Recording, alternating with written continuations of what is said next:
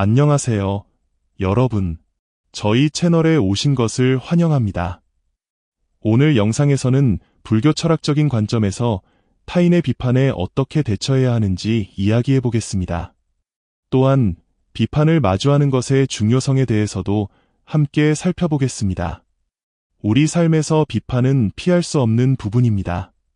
누군가의 말이나 행동에 대해 긍정적인 평가를 받을 때도 있지만 때로는 부정적인 피드백이나 비판을 받게 되는 경우도 있습니다. 이러한 비판은 우리의 심리와 감정에 큰 영향을 미칠 수 있습니다.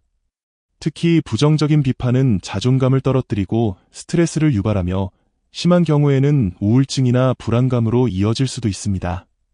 그렇다면 우리는 이러한 비판을 어떻게 받아들이고 대처해야 할까요? 옛날 어느 산속의 고요한 사원에 한 스님과 그의 제자가 살고 있었습니다. 제자는 항상 스님의 지혜로운 가르침을 받으며 마음의 평안을 찾으려 노력했지만 세상에서 들려오는 비난과 악의적인 말들 때문에 종종 마음이 어지러워졌습니다. 어느 날 제자는 더 이상 참을 수 없다는 듯 스님에게 물었습니다. 스승님, 제가 아무리 선하게 행동하고자 해도 사람들은 저를 비난하고 험담을 합니다.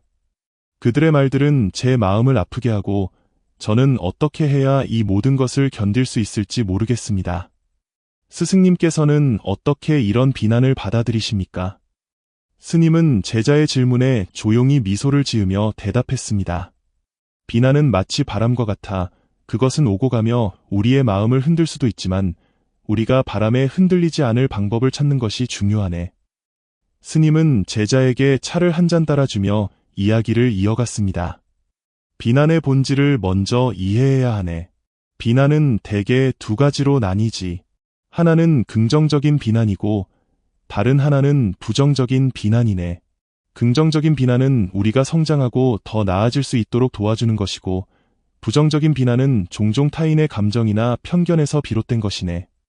제자는 고개를 끄덕이며 물었습니다. 그렇다면 부정적인 비난은 어떻게 받아들여야 할까요? 그것은 저를 너무나 힘들게 합니다. 스님은 다시 미소를 지으며 말했습니다. 부정적인 비난은 우리의 마음을 시험하는 도구일 뿐이네.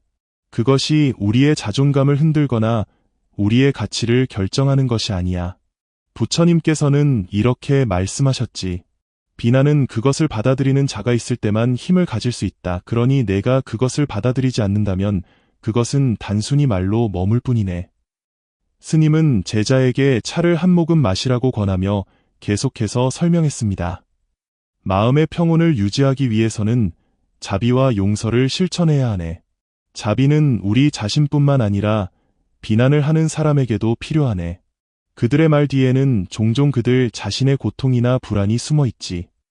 제자는 스님의 말을 듣고 잠시 생각에 잠겼습니다.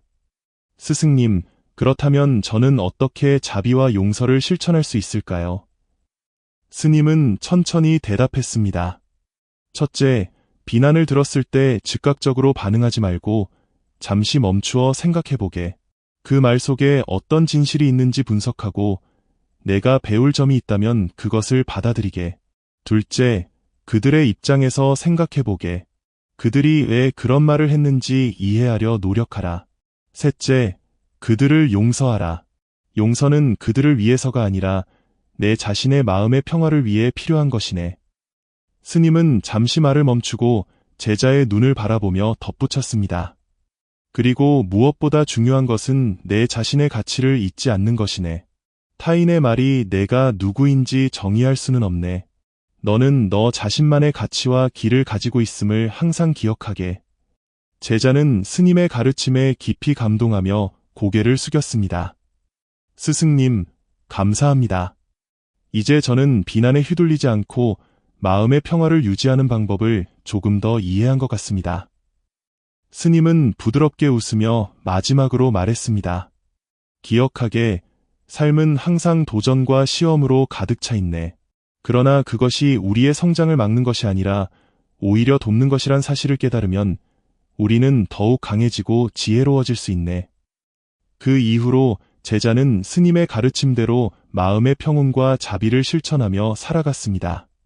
비난과 험담이 들려올 때마다 그는 잠시 멈추어 그 말을 분석하고 자신에게 필요한 교훈을 찾으며 자비와 용서로 마음을 채웠습니다. 그의 마음은 더 이상 흔들리지 않았고 그는 점점 더 단단하고 평화로운 사람이 되어갔습니다. 세상은 종종 우리를 시험하는 도전과 비난으로 가득 차 있습니다. 우리는 선하게 행동하려 노력하지만 때로는 다른 사람들의 부정적이고 악의적인 말들로 인해 마음이 흔들리고 상처받기도 합니다. 그러나 위의 이야기에서 스님은 우리에게 중요한 교훈을 전해줍니다. 그것은 바로 비난을 받아들이는 방법을 배우고 마음의 평온을 유지하며 자비와 용서를 실천하는 것입니다. 스님의 가르침에서 가장 먼저 배울 수 있는 점은 비난을 바라보는 우리의 시각을 변화시키는 것입니다.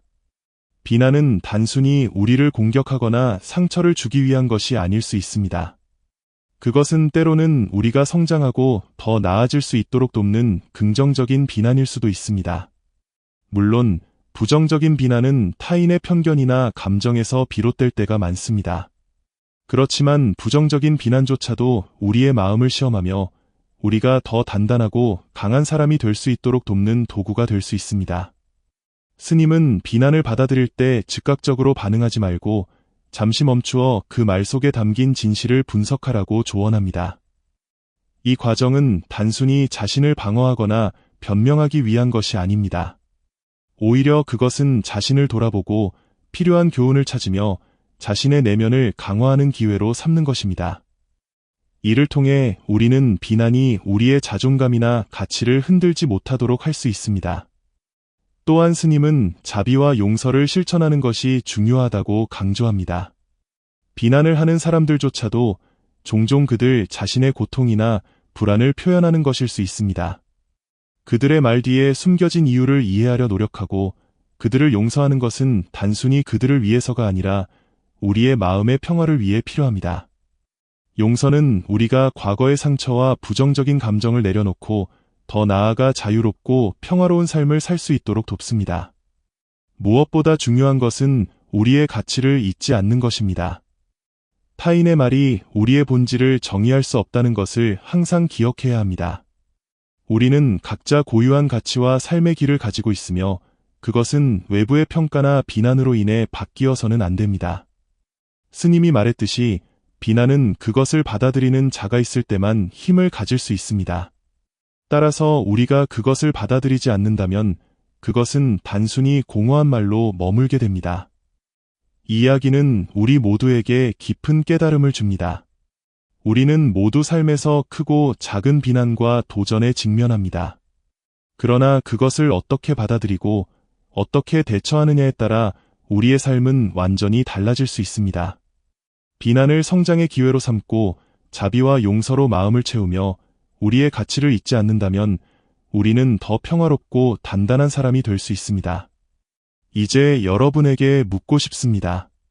여러분은 삶에서 어떤 비난과 도전에 직면했으며 그것을 어떻게 극복했나요? 혹은 아직도 그러한 상황 속에서 고민하고 계신가요? 우리가 서로의 이야기를 공유하고 함께 배우며 성장할 수 있다면 얼마나 좋을까요? 여러분의 이야기는 누군가에게 큰 위로와 영감을 줄 수 있을 것입니다. 우리 모두가 서로의 경험과 지혜를 나누며 함께 더 나은 세상을 만들어갈 수 있기를 바랍니다. 이 이야기를 통해 여러분 또한 마음의 평온과 자비를 실천하며 삶의 도전을 기회로 삼는 법을 배울 수 있기를 진심으로 바랍니다.